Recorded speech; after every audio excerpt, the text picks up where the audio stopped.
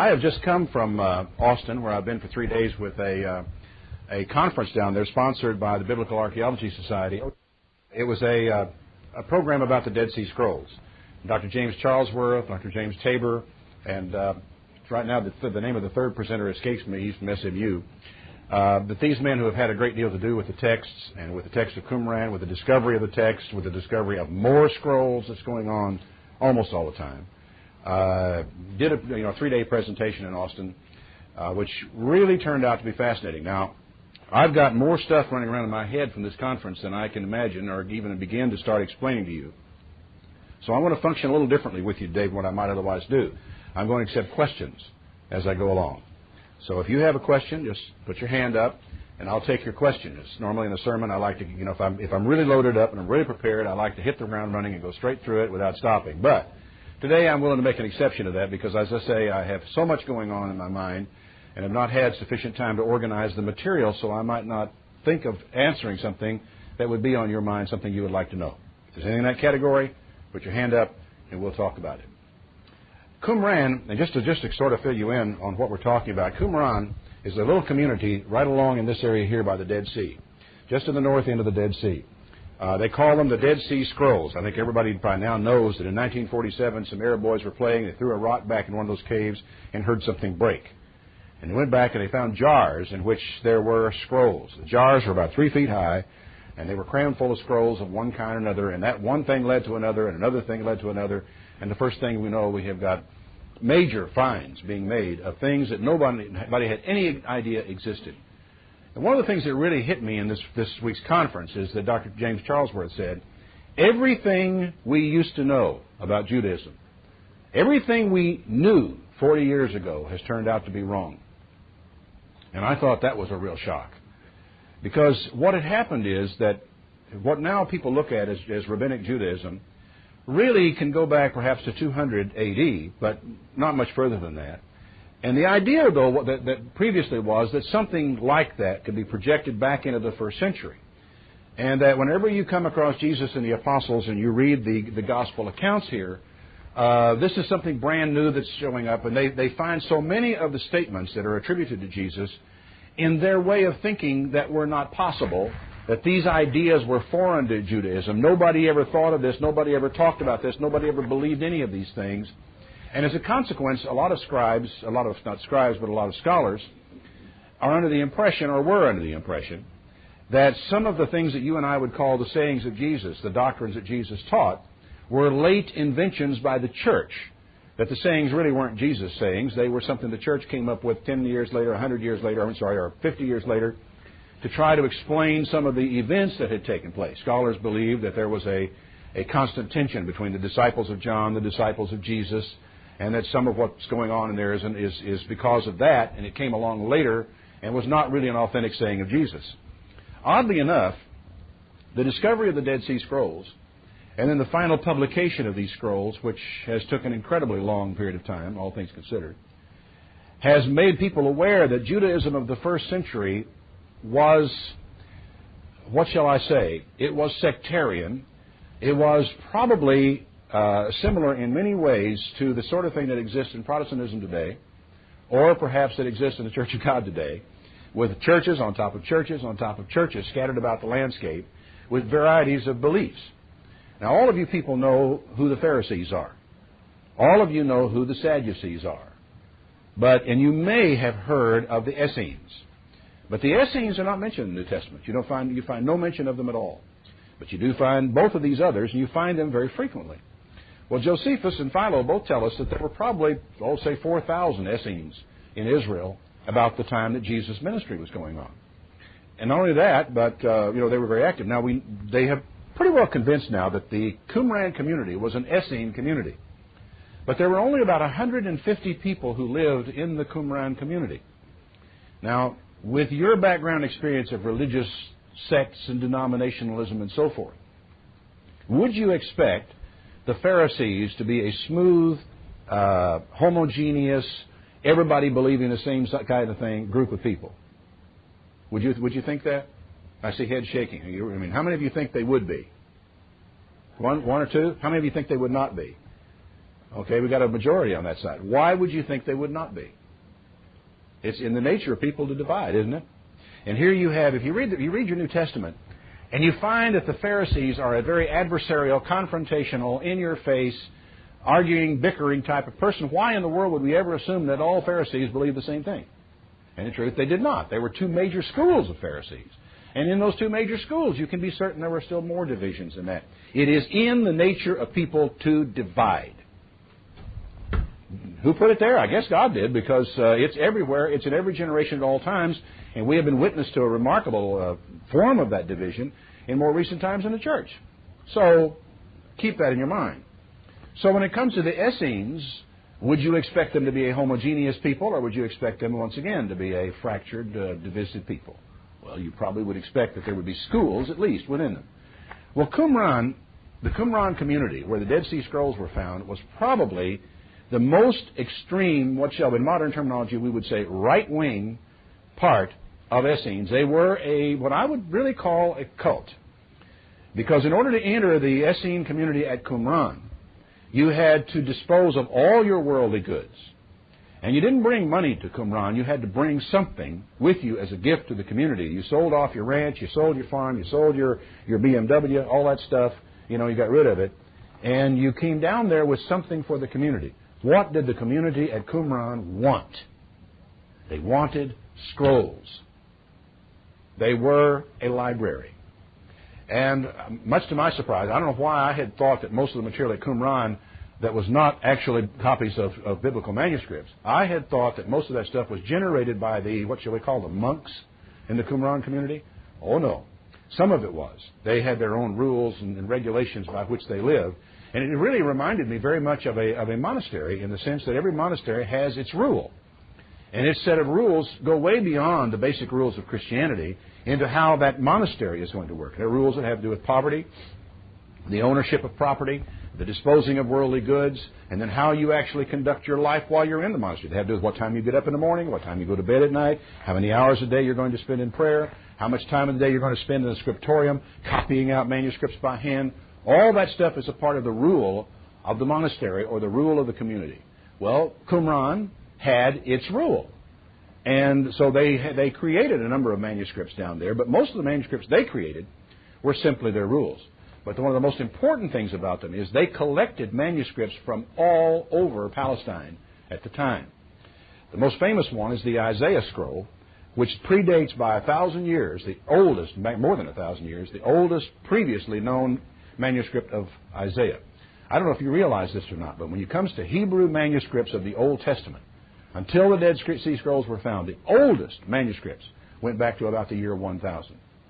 The reason was because when the Masoretes recopied out the text of a text, they destroyed the old manuscript. They didn't just proliferate them or keep them or put them in jars and maintain them. They made a new one. They destroyed the old one. And the invention of printing, of course, all that stuff stopped. But prior to, and what have we got, 400 years, 450 years between the oldest written manuscripts and the invention of printing. And so in that period of time, there are some manuscripts by hand, written by hand of the Masoretes. And the oldest one we had of any Hebrew text went back that far. Well, whenever they got, dug into Qumran, they found an Isaiah scroll that predated the Qumran community. Qumran, for your information, the people lived in Qumran, and that community lasted about 200 years. And it finally came apart or was destroyed with the advent of the Romans when they destroyed Jerusalem, starting about 66 A.D., going on down to 70. That was the end of the Qumran community. And they had existed for 200 years prior to that. And the Isaiah scroll that they had is older than that, by probably 100 years. So it's a very, very old scroll of Isaiah that was found in that place. So here is this incredible treasure trove of information from the first century. And what they are finding in this is really astonishing, because many of the ideas which they had previously said, no, nobody in the first century would have ever thought that. That came in much, much later from Hellenism, or they came in much later from here and so forth. Now they know that many of these ideas were in existence in the Jewish communities prior to the birth of Jesus Christ. These people were down there in Qumran doing whatever it was they did in Qumran, which doesn't seem to be very much except fool with scrolls, when Jesus was in his ministry walking up and down the roads of Galilee. No mention is made of them in the Gospels. There is no mention in any of their documents of Jesus or John the Baptist. And yet, there is enough conversation in the New Testament to lead you, make you aware of the fact that they were a well-known factor. The fact is that the Essenes, for the most part, did not live in the heart of the towns. They lived in the outskirts and the villages and away and around from the cities. And in many cases, these are the people that Jesus is actually talking to. I was sitting there wondering the whole time and saying, okay, why do we have Pharisees and Sadducees in the New Testament dominant, and we don't find the Essenes? And the answer, I think, suddenly becomes apparent, and that is that the reason the Sadducees and the Pharisees are mentioned so often is because Jesus was in direct conflict with them. And they were in conflict with Jesus. They were challenging him constantly. And the Essenes didn't challenge him, at least not in the same way. And I don't have references for you today because I haven't been able to do my homework on this particular subject. But there are numerous phrases in Jesus' ministry that indicate a response to an Essene idea, an idea that has been found in the Qumran scrolls. And that because now they see them there, now they read what Jesus said, and they realize that Jesus had these people in his audience. And in some cases, he was resolving conflicts that existed between Essenes and Pharisees, and he resolved them on the side of the Essene doctrine. Now, some scholars think that Jesus was an Essene. These fellows down here made a very good case that no, he certainly was not an Essene. There are too many ways in which he disagreed with them. And I think all of us would know that no, there is no way Jesus would have aligned himself with some religious or political party of that time. That does not mean, however, that he would not have reacted to them or that he might not have been more compatible with one than he was with the other. I know there were times you read the Bible that you think he's a Sadducee because of the way he's fighting the Pharisees, or he's a Pharisee because of the way he fights the Sadducees. And the assumption when you read the New Testament is that that is the only political polarity there was, and that's wrong. The political situation in Palestine was very, very fluid. There was no one controlling authority that dominated everything all the time. And if you think about human nature, you know that had to be the case. Some person, some party might have been on top, but there was no way they kept it all under control. And so the range of thoughts and ideas that Jesus was encountering among these people was really very, very wide indeed. And so, as I say, what's happening, interesting enough, in the studies of the Dead Sea Scrolls in the Qumran community, is an enormous opening up of Christian origins, and has really, one of the things it has done, it would not affect you in this way at all. But there has been a range of scholarship, I don't know if you're aware of this, for some time that believed that Jesus, the man, never existed. That actually there was a Jesus tradition that existed. And this Jesus tradition is at the basis of the church. And they would manufacture their ideas based upon the New Testament, some of their ideas, the way they studied them. Well, now, because of the Dead Sea Scrolls and what they have found things that these guys thought were second century are now forced back, not merely into the first century, but the idea goes back into the first century BCE. And it has forced a lot of scholars, and consequently a lot of preachers, back under this, as the guy used the expression, it's causing a lot of them to crawl back under their pulpits because they now realize that he really did live. And it really almost makes the hair on the back of your neck stand up to hear these guys talk about this. They're almost like missionaries because of what they feel they have found, which has now opened up this entire whole new way of looking at the first century, which is important to us. Now, it is not going to really, in some ways, affect your faith. In fact, I don't think it will affect your faith at all. Because the New Testament, as we know it and as we read it, is being confirmed at every step. The problem that it's posing for people, though, is that some aspects of your belief system may well get challenged. Because, we have the core belief. It's something really hard and core and right down the middle that we believe, and that's solid, it's never going to be touched. But we don't know how many things we have in our value system that have been built up around this core that really can be cast off without so much as affecting the fundamentals of your faith. And what's causing a lot of people, some distress who look at this is the realization that Jesus not only he was a Jew, and he was Jewish, and that his approach was Jewish, that he kept the Sabbath day, really, and that he never ever gave a hint that he was going to do otherwise or that anyone else should do otherwise, that he kept the holy days and never imagined that anyone would ever do otherwise. And so people who thought that Jesus was a Protestant or that Jesus was a Catholic have had their foundations shaken. You guys who've always known he was a Jew and have always believed that aspect of it will not be disturbed by that. Now, I'm not going to tell you, though, as we read and learn more about this, that you aren't going to find things that will disturb you. Not whether God exists, and not whether Jesus was the Son of God, and not whether he died and was raised from the dead, but on some things that you thought you believed and thought were really authoritative, but that really aren't quite as authoritative as you thought they were. Now, that stuff, to me, is really fascinating, because I learned many, many years ago when I was doing my master's thesis for Ambassador College. I learned not to be afraid of the truth. And the way I learned it was, I started off doing a master's thesis on higher criticism of the Old Testament, literary criticism of the Old Testament. And the guys who had done the work up until that time, well, they shoved the date of Daniel all the way down to about 165 B.C. They thought that there were two Isaiahs. One of them wrote very, very late. One of them wrote somewhat. They think he might have written early. And you read this, and you sort of think, well, this guy's got a Ph.D. after his name. He's going to be thinking logically and clearly and so forth. And so when I started finding some of these things, it did bother me about the Bible. But I continued to follow it, and I continued to follow it. As the more I looked, the more I learned some fundamental principles. One is that if you're going along the street and you find a scholar on a corner and he has a point of view that disagrees with yours, keep walking. On the next corner, there will be another scholar who disagrees with him. And that scholarship, these guys are like expert witnesses in court.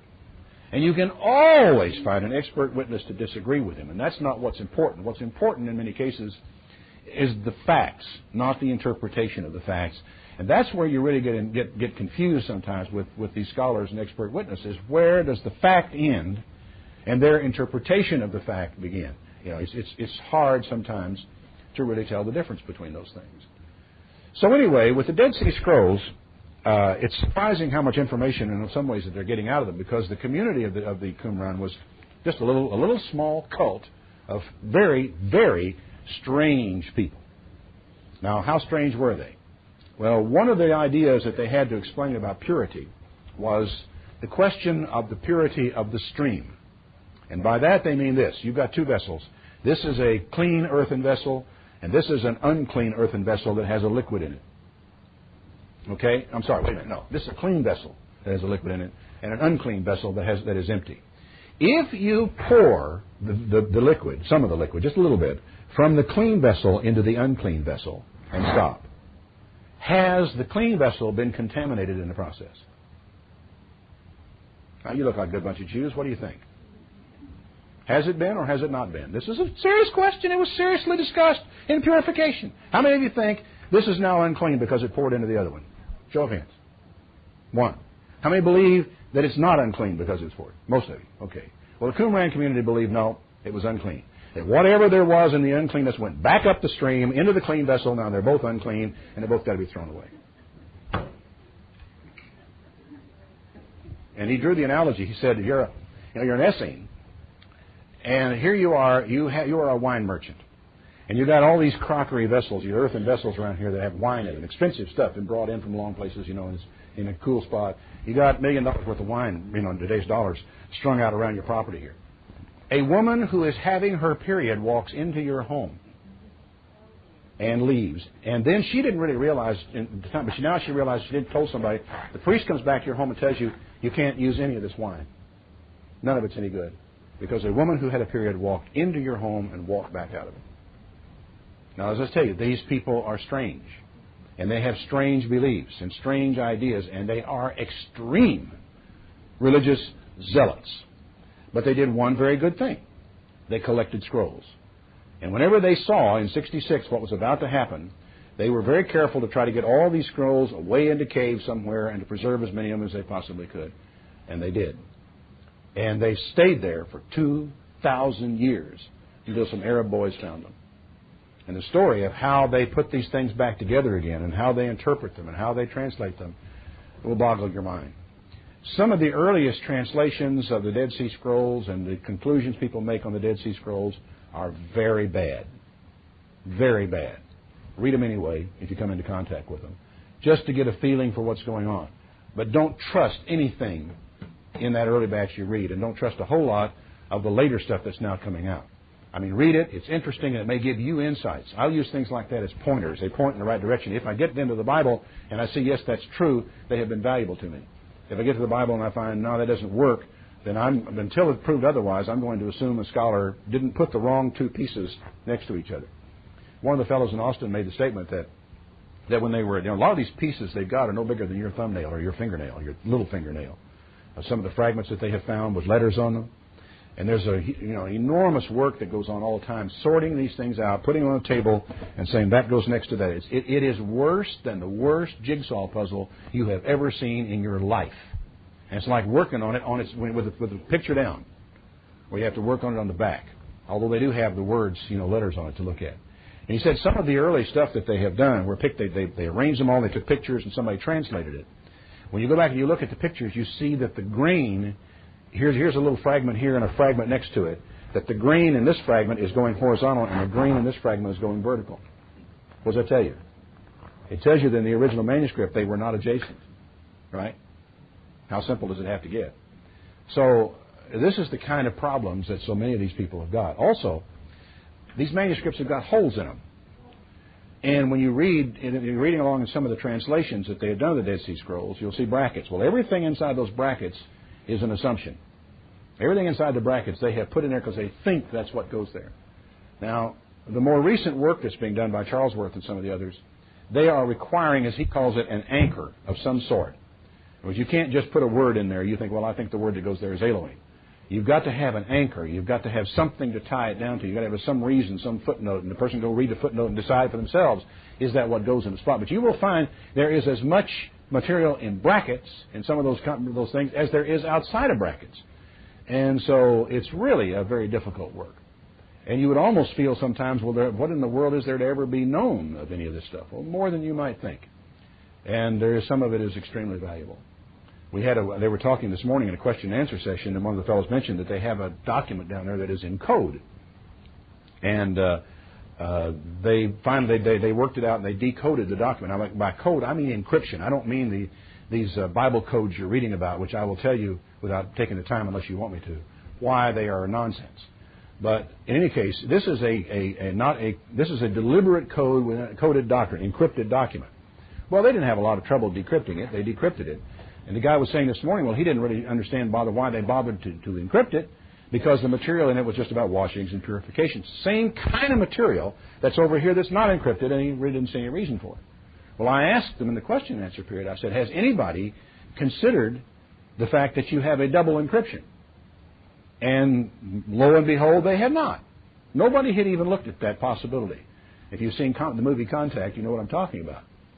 In double encryption, what you do is you take a document that you really want to keep secret and you encrypt it. But you encrypt it in such a way that it is encrypted in a message that is readable. In other words, you could take it where it just would read like a passage of the Bible almost, but you mean what I see what I mean. It would actually be meaningful. Encrypted, it's meaningful. Then you take that encryption and you encrypt it again into gibberish. That way, when the person comes along and finds your gibberish and decrypts it, he comes down to a meaningful message, and he stops because he thinks he has resolved it. But if you don't go further and then try to decrypt that message, you will miss the message that is underneath it. It's a very, very nasty way of hiding materials. But my impression of a lot of people who are of the Jewish race, of the Jewish culture, maybe that's what word I'm looking for rather than race, of the Jewish culture, there's a slice of that culture that is quite capable of thinking of things like that. They are ordered toward their secrets and double secrets and hiding things and so forth. And there's not a question in my mind, the reading that I have done, that not only are the temple treasures hidden somewhere down there, that so are the Qumran treasures, which are considerable, and that they probably have not found all the scrolls, and they probably have not found a lot of other things that people gave to that community.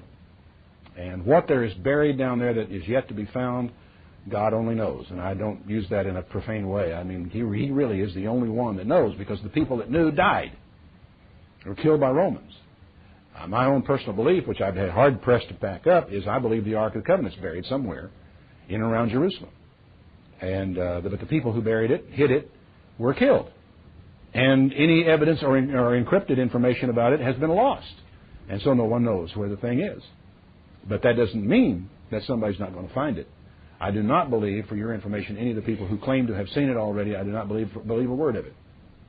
Because I believe that the discovery of the ark is far too explosive for anybody to be able to keep a lid on it. It is absolutely the most explosive discovery that any archaeologist could ever find or ever imagine.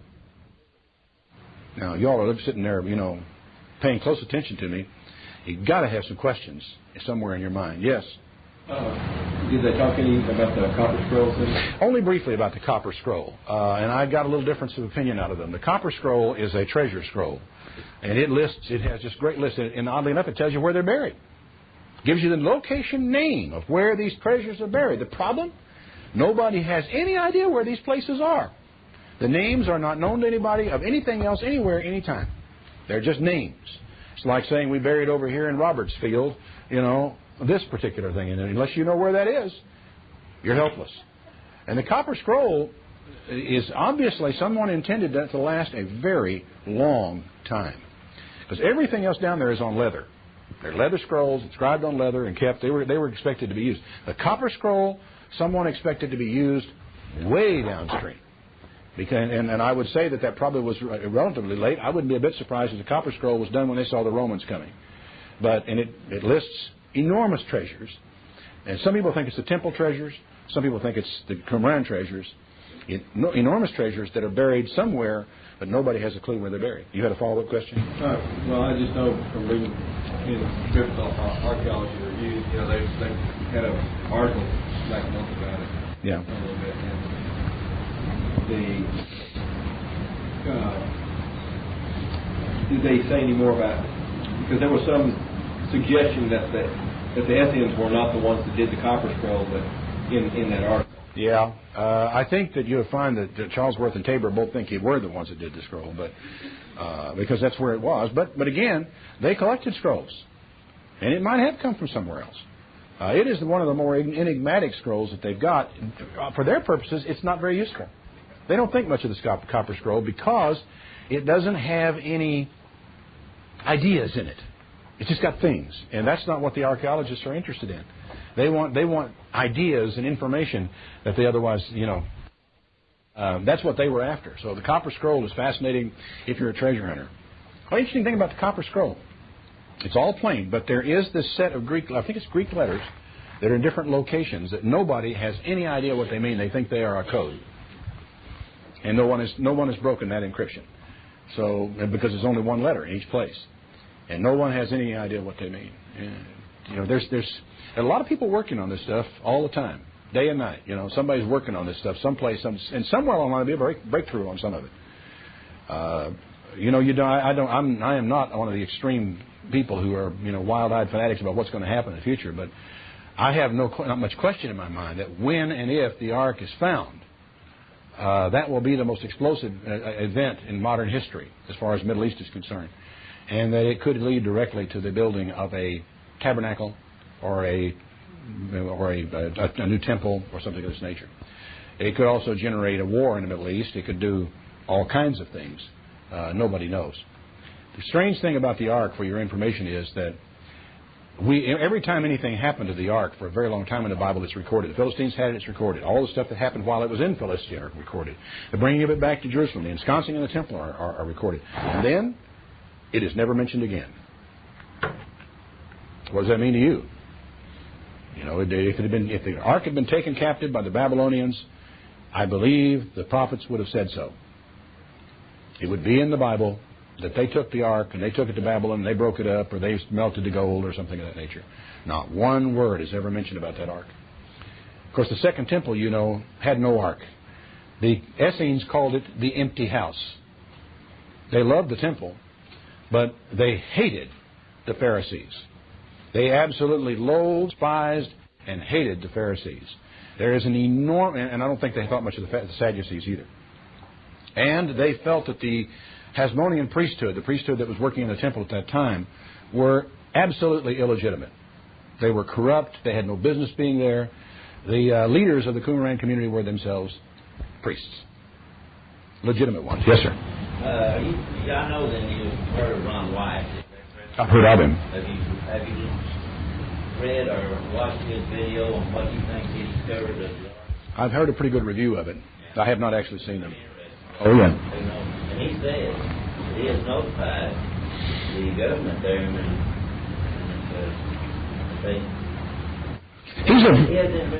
he's a very Wise is a very controversial figure, and I've seen too many flim-flam artists in my time to be very much taken by it, because there is a very, very strong archaeological community to which appeals like this can be made and which cannot be covered. I mean, you just can't do it. And if what he's saying is right, somebody besides him ought to know that.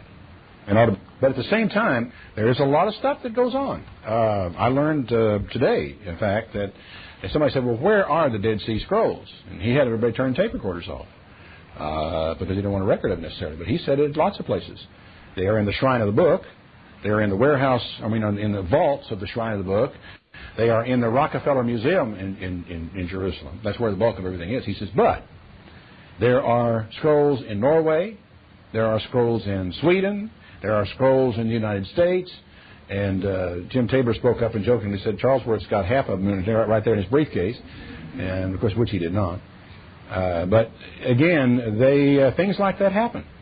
Things like that happen, and they get scholars, get carried away sometimes and carry things away. And so some of that has been done, and it's very difficult to sometimes then track some of it down. Was the possession of these scrolls by the Qumran Society, was that responsible in any way? If there was a slightly different slant on the Messiah, Evangelistic scrolls, was that responsible in any way for their differences? Charlesworth did not think that the delay in the publication of the scrolls was political. He felt that the problem was that it was two things. One, it was money and time, in the sense that it takes an enormous amount of time to carefully go through these scrolls, be sure that you have got them right. In particular, he was concerned. He wasn't, the complete scrolls like the Isaiah scroll were published a long time ago. They were published almost immediately. It's the fragmentary stuff, and he said it takes man-hours by the millions to go through and rearrange those things. And he said they did a quick and dirty job of it, and then finally they photographed them and let them out, and now people have published information on them, and they're dead wrong. They're just dead wrong. Now they're going, so like I said, some of the grains in it this way, and some of it's this way. And so they didn't come from next door to each other. Now they also have some new techniques that are coming up now that are enabling them to do some really interesting stuff. For example, he had a picture up on the board. I don't have anything I can draw it for you, but it looked like a couple of mountains with a hole in the middle, and each of these mountains that were there had script running down it. And he showed us a close-up of this one. By the way, there's a major program coming sometime in December, and I don't know if it's A&E, I don't know if it's PBS or who, but Xerox is sponsoring the thing, because Xerox found the technique that enabled them to do this. You see one bit of this manuscript that has lines 1, 2, 3, 4, and then there's a blank space, and then there's 5, 6 going on down the page. And there's nothing in that blank space. Well, Xerox had this technique, and it's not something that takes a long time. They just run it electronically through a couple of boxes, and you can then see all of a sudden words and letters beginning to appear in that blank space. And he said it's not like a palimpsest. A palimpsest is where you have reused an old parchment. You've scratched the stuff, scraped the stuff off, and written over it, and then sometimes by certain techniques you can get to the stuff that's underneath. But he said that's not what this is. And what it turned out was that this is a scroll, and as it was rolled up, the stuff on the back actually transferred over, and you can actually begin, with this technique, you can finally begin to see it on the other side, and now they are able to fill in what was in that blank where there was no leather to hold the stuff. It was transferred on the back of the leather they do have.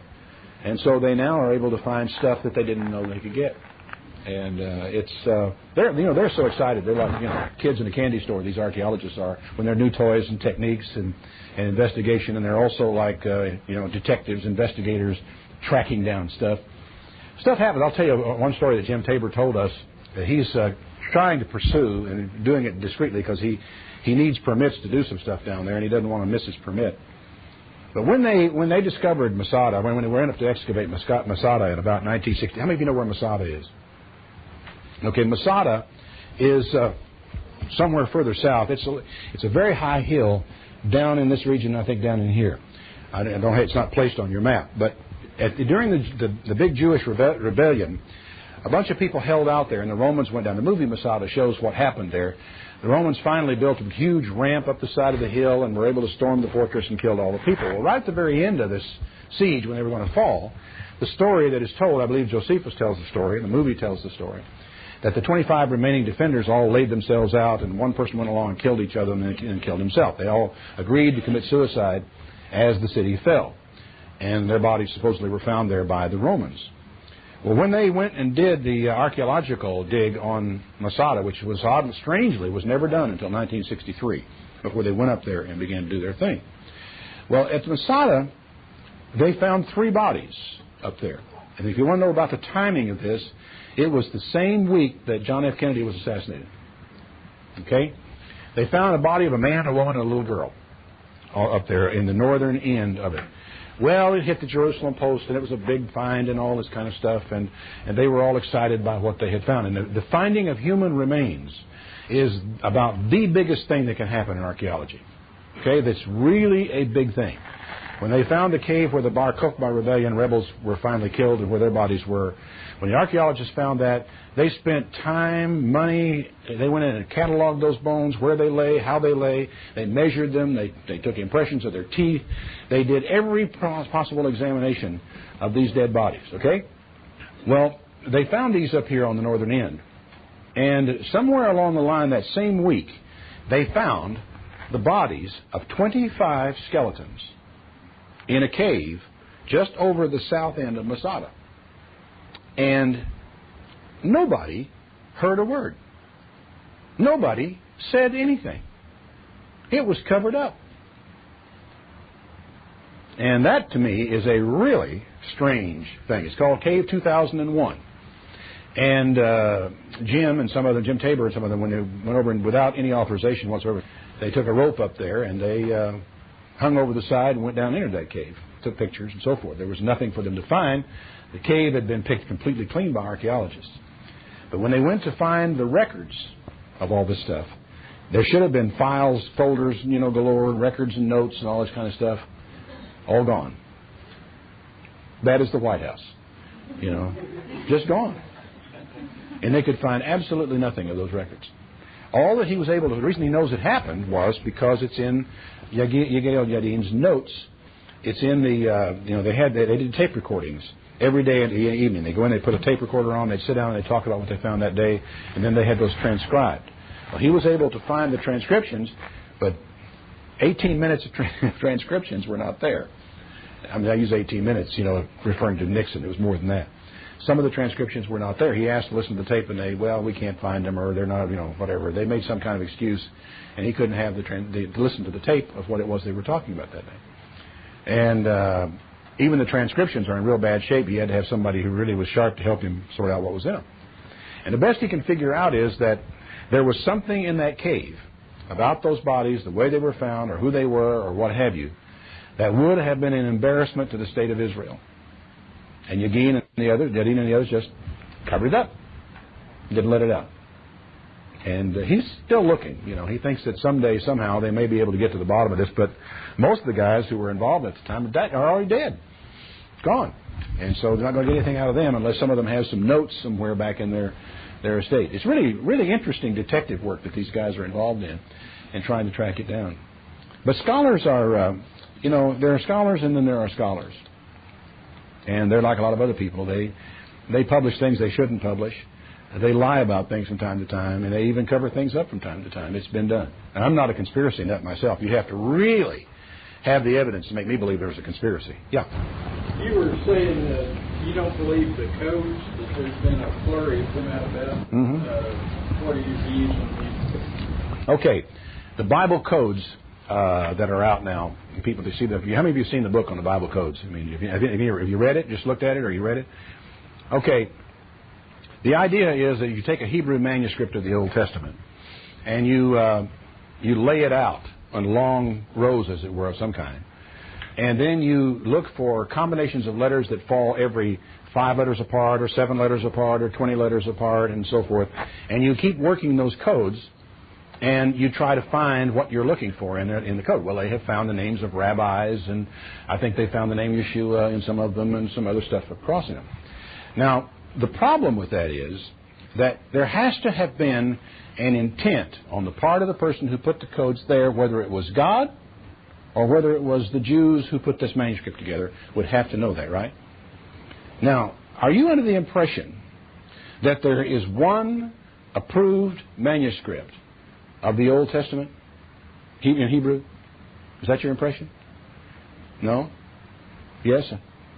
I don't know. That's fair. That's real honest there. The answer is no, there's not. Even the Masoretic text, there are many Masoretic texts, and they have little variations. Now, what you understand is, let one letter be wrong anywhere in that thing, and the code falls apart. One letter. The question is, which manuscript did he use? And why? Why not choose another manuscript? And and then, of course, the research has been done since then, but people have taken a Hebrew version of Moby Dick, I think it was, and have run the same kind of test on it, found the same kind of code-breaking messages and so forth in Moby Dick. And I dismissed it the first day I heard it before I knew any of that. Any of you have a guess as to why I would have dismissed it? Prophecy doesn't work that way. He said he'd make it plain. He said he'd make it plain. Yeah, well, apart from that, but I mean, some stuff is hidden. I realize some stuff is hidden. But prophecy doesn't work that way. And if you want to know how I think prophecy works, well, listen to my first tapes in the History and Prophecy series, which some of you may have heard already on the air down here. Because I just don't believe that God foretells the future for any reason. He didn't tell you the future so that you'll know He exists. If you haven't figured out that God exists by now, a code in the Bible should not help you. And He doesn't do it for that reason. He has nothing personal to prove. Why does God tell you the future? So you can change. So you can do something about it. So you can change your life. Not so He can prove it. Why does He perform a miracle? So you'll know He's God? No. If you think that, you're going to get caught one of these days by a false prophet. Because the false prophet's going to come along, perform miracles, and he's going to lead you in the wrong direction. So miracles, He doesn't do that. He doesn't do miracles for that reason. Why does He do miracles? You know why God does? What do you think? I think the fundamental, basic reason, this is the simplistic answer, is because He feels sorry for us. He likes us. He likes to do things for us every once in a while. That's why He does miracles. He doesn't do them to prove anything, for He has nothing to prove. And I think that the whole idea behind the Bible codes was wrong, and so I never gave it a second look. I had a lot of people saying, "Oh, you need to get the book. Run, get the book. You want me to get one? I'll buy it and I'll give it to you." I said, "No, don't bother," and so forth. But I just didn't bother. And sure enough, before very much time has passed, it becomes very clear, as people who know what they're talking about look at the things and say, "Doesn't work." Now, why do you think a scholar would then go ahead and publish a book like the Bible Codes? What do you think? $1 million at least. $1 million at least. Sensationalism. We talked a little bit about that down there, that some of the stuff that has come out in more recent years has been sensationalized because that's the only way to sell enough copies to make it worth fooling with. And so scholars, the real scholars have nothing but contempt for the guys who do that kind of thing, because they mislead the public, and then later on the public finds out that they've been led down the garden path, and it doesn't help anybody. In fact, it hurts them. A guy named Eisenman is one of the first ones to publish the Dead Sea Scrolls. I think he is a well-meaning man, but I really also think that these fellows for whom I do have a great deal of respect, because they're really honest, they feel that he did everybody a disservice by some of the stuff that he published about the Dead Sea Scrolls when he published it, and that not that it was wrong to publish about it, but that it was wrong to say things that were sensational rather than having the patience to look at it like it really ought to be looked at. One of the things I really think is important when you study your Bible and when you look at things like this is just good old-fashioned common sense. And whenever you start running into things that just common sense kind of starts sliding on you, there's something wrong somewhere. And a lot of scholarship falls in that category when you suddenly realize, no, there's something that's not right here. This is starting to get extreme. It's starting to get off into mysticism and that type of thing. I was really struck by and really saddened in a lot of ways by the story, because there was so much that could have been learned by those 25 bodies that they found in that cave. And if not by the bodies, by the stuff they found around the bodies. Because apparently, and somebody said, well, they may have been monks, 8th, 10th century monks or something like that went up there. No, because there was some fabric apparently out of that was run radiocarbon dating, and they were placed in the 1st century, squarely in the 1st century. And Jim said, well, what if they were Nazarenes? And Nazarenes is a shorthand term for 1st century Christians. What if they were 1st century Christians who had also fled from Jerusalem and were with that group up there, and they didn't want to commit suicide with the rest of them? They went down in the cave and said, we'll just wait here, and what happens will happen. And the Romans found them and butchered them and threw them in a corner. And that would not have been something that Jardine would have liked to have found. But at the same time, I'm not so convinced that he would have covered that up. But he might have. He might have. But this required a conspiracy of more than one man to cover it up. And in fact, there are pictures of the bones in the corner. And people are being careful with them because of, like I said, one of the things Jim is concerned about is he's got a number of requests in for permits to dig in and around this area. And if he made a big stink about some of these things, he would get no permits. It means nothing else would be found. And so they told us a few things down there where they asked us to turn off the tape recorders, that anybody had running. Not that we can't talk about them, but he said turn off the tape recorders because they want to protect their right to continue digging in the area, and they don't want to get crosswise with the Israeli antiquities authorities. And they don't want to embarrass Israel because that will get them in trouble with Israel. Some stuff that scholars find may not be actually made known to the world at large until they're dead, for reasons just like that. It's really fascinating to look at what they do. Now, it's one of the questions that was tossed around down there is John the Baptist. They were particularly interested in John the Baptist, and there were reasons why I think that would have been the case. If you'll turn over to Luke, the 3rd chapter,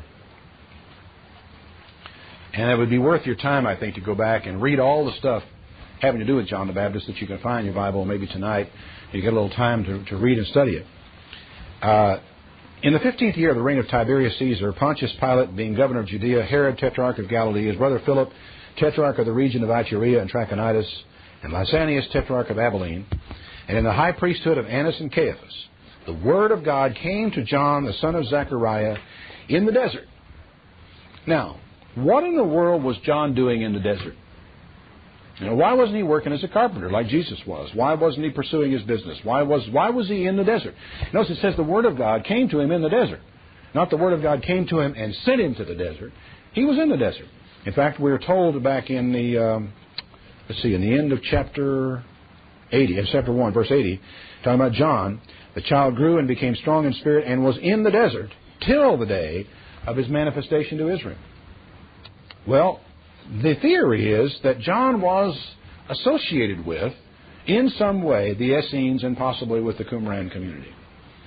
One of the men theorized that John actually had been a member of the Qumran community and had left that community. And the reason he thought that was true was because of the locusts and wild honey and the camel's hair. The reason being is that whenever you took the vows and you went into the Qumran community, you made certain promises to the community, of course, but you also took vows before God. And those vows involved not eating any food that had been prepared by anyone outside of the community. Everything had to be done, prepared, and taken care of inside of the Qumran community. And if you went out of the Qumran community, you couldn't wear clothes that had been made by someone who was not in the community. You couldn't eat food that had not been prepared by people in the community. And you were out in the desert on your own by yourself, and and theoretically a lot of people died who left those communities. And you should also know this about Qumran, though. The Qumran actually had what one of the guys called a gospel of hate. He just says there's just that way he could have been an Essene or a part of the Qumran community, because they had such a hatred toward people who were outsiders in the community that it's in the literature, it's right there to be read, that it's utterly impossible that John or Jesus would have been able to do that. In fact, the annual renewal in the community involved the pronouncement of a curse that would have required John the Baptist to have cursed his own parents. which means that he could not have stayed in the community. But they felt that having been out of the community, he still might have been bound by his vows. Hence he ate locusts, which he found wild honey, which he found wild, and he wore animal skins, which didn't have to be prepared or woven by anybody else.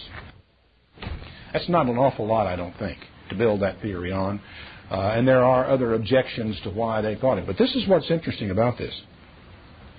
It said, as it is written in the book of the words of Isaiah the prophet, the voice of one crying in the wilderness, prepare the way of the Lord, make his path straight. Every valley shall be filled, every mountain and hill shall be made low, the crooked shall be made straight, rough ways made smooth, all flesh shall see the salvation of the God. And these verses are the core of the Qumran community's vision of themselves. They were the people who were in the wilderness because of the call of God to prepare for God and to prepare for His return. They'd been out there for 200 years nearly waiting for that to happen, waiting for something to happen, waiting for something to happen, waiting and waiting. And they saw they were big exponents of the 70 weeks prophecy. They knew all about it. They had studied the 70 weeks prophecy. And they were waiting for someone to come along who was going to be called the teacher. And you can see kind of in their writings, and this is a thing I didn't have time to really get from them, because they're just going over the top of everything at this. If you want to study it, you're going to have a lot of reading to do. But they believed, and were, during much of their time, you could read an expectation of the coming of the teacher. Then there is an expectation, or writings that seem to suggest that the teacher is there. And then the teacher is dead and gone. And their belief was that from the time of the death of the teacher, 40 years, which is one generation, would pass, and then the temple would be destroyed, as was written in the book. Now this will blow your mind. That many scholars were saying, well, there's no reference in the Bible to that, no prophecy in the Bible has to do with the destruction of the temple, and therefore they couldn't have anything to do with that. Now, does that ring true to you? You would probably say no immediately, but do you have any idea where it is? Well, the fact is, in the 9th chapter of Daniel, it does talk about the destruction of the second temple. And the second temple was destroyed. You can say what you will about, when Daniel was written. It was sure written before Christ came on the scene, and a long time before the destruction of the second temple. In fact, it was written before the building of the second temple. And it foretold the destruction of the second temple. And these people said that from the time of the death of their teacher, they were expecting 40 years to pass to the destruction of the temple. And consequently, when Titus and his armies began to come down into the area and prepare and surround Jerusalem, they all believed that this was it. And it, in one sense of the word, it was it. But they also believed that they had in their dominant theirs the teacher, who was the central figure, and his messiahs in the plural. Messiahs in the plural. Now, how many messiahs are there? Huh? How many messiahs are there? Wrong. Wrong. What does the word Messiah mean? Anointed. Was David anointed? Was Solomon anointed? Was Saul anointed? There were jillions of messiahs in the sense of anointed ones. Okay, so really, there's no, there's one of the guys said, he said, Messiah has almost become a useless word in discussion of theology. Because it has come, we got so many different ways that we can look at it, so many different meanings that we can attach to it, that it's, what are you going to do with the word Messiah? So when it speaks of the teacher, and he will have two messiahs, and these two messiahs are called sons of oil. What does that mean? Well, they're the two olive trees of Zechariah 4, which compares to the two witnesses in the book of Revelation. And there was to be a priestly Messiah and a princely Messiah. Two different kinds. And the teacher is the central and dominant figure of the two. And this is in Qumran now. I'm not talking Old Testament. I'm not talking Bible. I'm talking in the Qumran mythology or whatever it was that they expected to have happen. But where did they get all this stuff? Well, they got it out of the Old Testament. It was their interpretation of the stuff that they read in the prophets. And they were expecting not one Messiah, they were expecting two. And what Christians came to believe, what we believe, is that they got their two Messiahs in a sense. They got their one and their Messiah who was the Messiah. And we have yet to have that same Messiah come back as the kingly Messiah with a totally different role in some time in the future. The whole thing is fascinating, and what is fascinating about it to me is the fact that you begin in the Dead Sea Scrolls to get the background painted in for a lot of the New Testament. And as you know, it doesn't reveal new truth to you. It doesn't suddenly make you know God better. But it does help you understand some of the things you read in the New Testament, and I think we all would agree that that's worthwhile. I know that I certainly have a lot of homework ahead of me to catch up on some reading that I have not done, and got pointed in the right direction on some of it, and I will no doubt talk about it many times in the weeks and months to come as God gives me the opportunity to do so. For me, I talk about this from time to time. It's like a painting in the background of something. It's information oftentimes that I'd be very hard-pressed to tell anybody exactly what it did for me. But what it did for me was to make me more confident in the way I express certain things that I believe and certain things that I teach.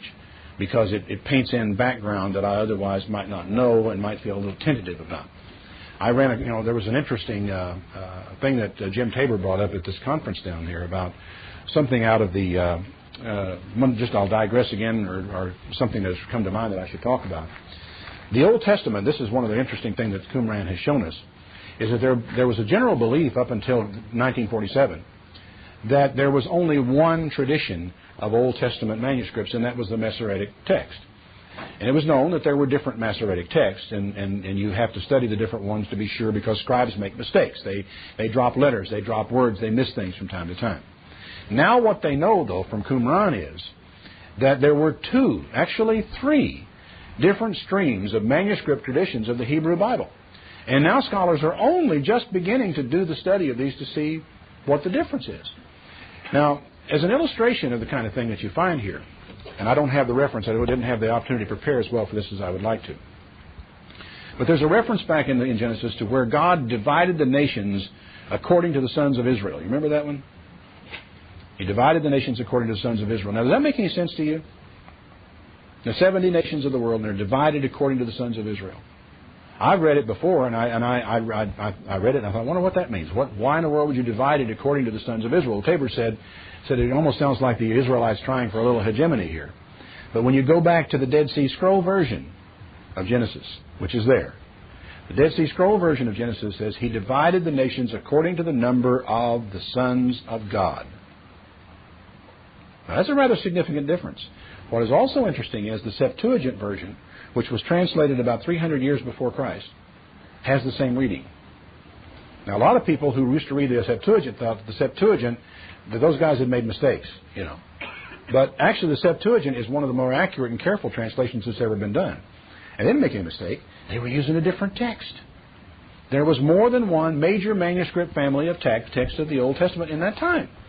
One of them is represented by the Septuagint and the Samaritan Pentateuch. The Samaritan Pentateuch is that law that the Samaritans had, their copy of the Torah, which they took away with them to the north. And the Samaritan Pentateuch, as it only goes up, of course, through the first 5 books of the Bible. And the Samaritan Pentateuch actually agrees pretty substantially with the Septuagint until it runs out. And then both the Septuagint and that one also tend to agree with the scripts and the manuscripts they have found in the Dead Sea Scrolls. Now, what was interesting to me about this is that Jim drew an analogy about the 70 sons of God who come to appear before His throne, and Satan also comes among them. That they are spirit beings. And that they are the 70 Elohim, as a matter of fact, is what the word is. Sons of Elohim. And that Satan also came in among these. Well, some of you may remember a sermon I gave some years ago called Tracks of the Devil, in which I allowed us how that when Michael, who is the prince that stands for Israel, he is the son of God that stands for Israel, tried to get to Daniel, who was in Persia at the time. He had to fight his way in. Took 3 weeks to get in. And finally, Gabriel had to come and help and hold off the prince while he got all the way in to give his message down. Then he had to go relieve Gabriel so he could go fight somebody else. I mean, I read that and I thought, you got guys up there with laser swords like Darth Vader and Luke Skywalker, going back and forth for 3 weeks, working hard and fighting this battle up here. And we don't even know anything is going on. Nothing's happening. Maybe a thunderstorm or two. And something like that. We don't have any knowledge of this. And you find also that the scriptures dealing with Satan, we would call it the king of Tyre, or, the prince of Tyre, and the king of Babylon in Isaiah and Ezekiel, where we find them blending into a spirit being in the process of it all. They were spirit beings. That it would appear that the nations of the world were divided underneath the sons of Elohim. In other words, these great archangels up here in heaven, spirit beings that had that kind of power, and who actually had hegemony over different parts of this planet that we live on. And if you were unfortunate enough to live inside of Persia, well, Michael's got to fight his way in to get in to give you a message. I mean, I had seen that from the English Bible. And then to hear James come along and point out this difference back in there, the division of the nations under the sons of God, which is clear in the Dead Sea Scrolls and the Septuagint, and is missing entirely in the Masoretic text that we all have our Bibles translated from. It kind of gave me a few goosebumps at once, because I had, I could believe it easily because I had found it elsewhere. I had found it elsewhere, yeah. Some in Job 1? Yes, Job 1, where the sons of God came and Satan also came among them. And I think that is really a very interesting illustration of that. And the word is sons of Elohim. And we generally will speak of them as angels. But angel, in some ways, is kind of an unfortunate word. It's a Greek word which means messenger. And you really will probably understand your Bible a lot better if every time you find the word angel, you will use the word messenger instead. Because in that sense, Jesus was a messenger, but he was not an angel in the sense that we mean angel. And that's a distinction that is lost on a lot of people. Another thing, too, that was interesting, the idea of angels having wings, the winged figures of angels in medieval art and all this kind of thing. Scholars poo-pooed that. They said, oh, no, there's no such thing as that, no representation of that in the Bible whatsoever. And what was interesting is that I didn't see it myself. Others were telling me about it this morning. Charles Worth had with him a first-century ring, Jewish ring from Palestine that had a depiction of an angel with wings. And so consequently, it's strange, but the more they study what's under the ground in Palestine, the more they confirm the truth of the Scriptures that you and I believe in and have believed in and so forth. We don't actually need it because we have believed. But it still is encouraging to me to find that kind of thing. Do you have any questions? I could go on for a very long time, but I don't want to wear everybody out, especially me. Do you have any other questions or thoughts or... Brief question. Yes. How's cooperation among scholarship? I know at one time I read that they weren't sharing information as readily as they should. Well, on the Dead Sea Scrolls, there was some jealousy and sitting on stuff. And finally, Herschel Shanks, who publishes Biblical Archaeology Review, and a couple of guys decided they were going to go public with it. They just had enough with it. So they got some photographs made of the ones that were in the Huntington Library, I think. And they just published them. So that all scholars anywhere could read them. So once they were out, nobody could do anything about it. And there were some lawsuits that people talked about for a while, but then those disappeared. But it's really, I think, good for the public and that they are out, even though some of the translations and stuff that got going were wrong. Because what has happened is now that all scholars get to see them, instead of just this narrow little band that were working on them and working on them interminably and might have died and willed them to another scholar who might have worked on them until he died. Because they don't care. They're not. They just want to. They're enjoying themselves. They're having a big time with it. And only when they find something really unusual are they prepared to go public with it. But working together, it's like any other society of man. Like any other society of man. Yes, sir, you had a question. Well, when you were talking about the Son of God, the spirit being is part of calling my mind. What about the Son of God came down to sons of daughters of men? What do you think? Is that the same thing? I have not thought so, and I'm still not inclined to think so. But I don't know. I don't know. And if you'd asked me that a couple of months ago, I'd have probably said, giving you the old stock answer, no, the sons of God is just, men like Adam and so forth. But I don't know. I would not normally think that spirit beings could cohabit and generate life among human beings. I would not think that. But that's kind of going around in some circles now, I've read. Oh, hey, that's been around. Well, I know, but it's like it's the same translation, the same word. It is the same expression, but the same expression doesn't always mean the same thing. Same expression does not always mean... We are very prone, when we're studying the Bible, to make a big mistake. We assume that words have got to mean the same thing everywhere, and I'm sorry, they don't. When my little sister was little and would sometimes walk out of her diapers, one dad or mom would say, oh, you got a little bear behind. And it was a double entendre. We meant there was a kind of double. Your behind is bare, or you've got a little bear animal behind you, and it's my favorite illustration of the fact that words do not always in all places mean the same thing. And a lot of people who like to play scholar and do their Strong's Concordance studies and so forth really need to be careful with that. Yeah. Reading the Bible, it says, you are God. Mm-hmm. Like Yeah. Well, Jim brought that up. He said the traditional way that it's looked at is that Jesus said, I said ye are gods, meaning all you people are gods. Why should you be mad at saying I'm God? If you go back and read the psalm, he feels that when you read the psalm in context, he's talking about, I said ye are gods to all these assembled sons of God, as it were. But he said, but you shall die like men, which does imply that these spirit beings can die, which also goes contrary to everything we've tended to believe. But this is what I'm talking about getting the edges knocked off of your doctrine without affecting your core faith. If you don't feel you've got to defend a position somewhere along the line, you can make a whole lot more progress. And if you just don't feel, if you don't get yourself locked in on something. I don't think that angels marrying women matches up in any way with common sense. It just doesn't work. And so therefore, in my present position is, my mind is open, but I don't think that's what happened. And now, as far as Jesus, or the word being said to these sons of God, from the time he said that this weekend, I have not had a chance to look at it, think about it, pray over it, study it, follow up ideas. So I don't really have an opinion on it right now.